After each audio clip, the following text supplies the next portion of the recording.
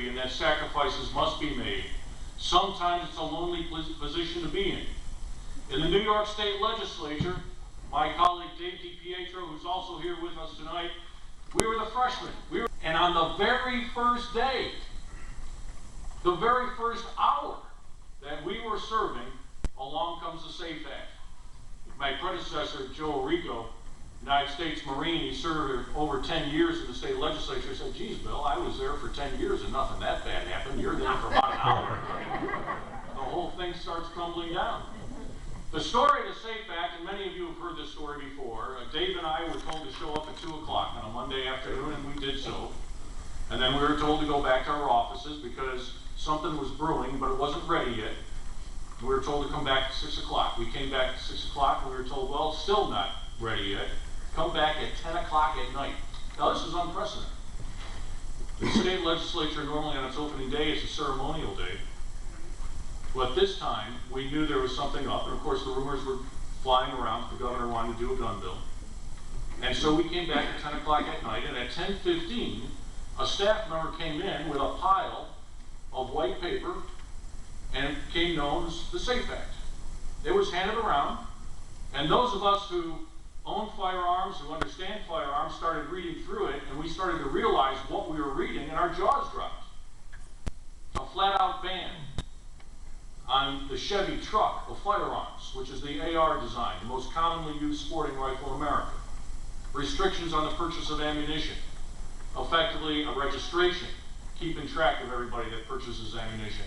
And on it goes. I read the mental health provisions. My wife is a nurse. She deals with the developmentally disabled. I understand the confidentiality and privacy concerns that medical professionals have dealing with that population.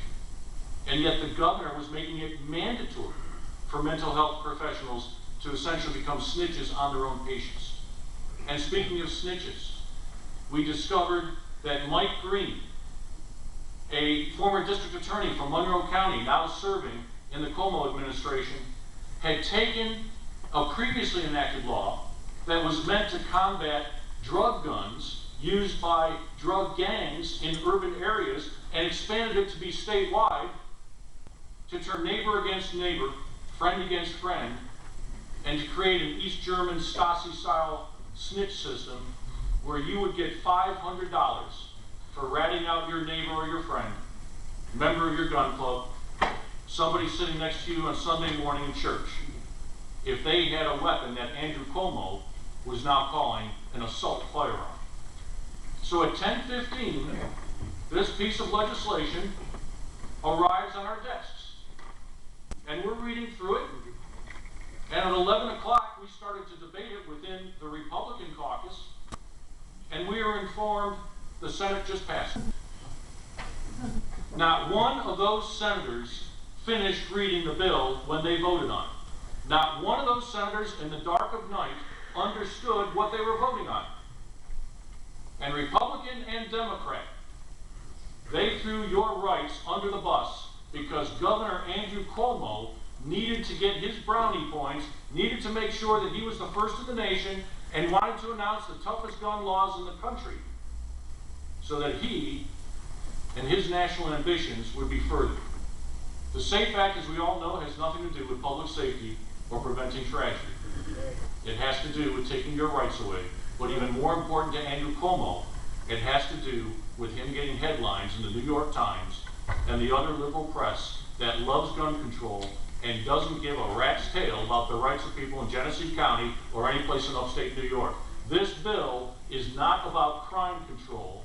It is about controlling your liberties. America was born out of a struggle for freedom. And as we all know, in school we tend to memorize famous battles and George Washington and other historical events, which is terrific. But the real history of America is the history of the struggle for freedom of the individual against the power of government. You know, if you look at the constitutions of the world's nations, they essentially boil down into two categories. Pretty much every country guarantees freedom of religion and freedom of assembly. The difference is that the majority of the countries on this earth say that government gives you the rights to freedom of association and freedom of speech and freedom of religion.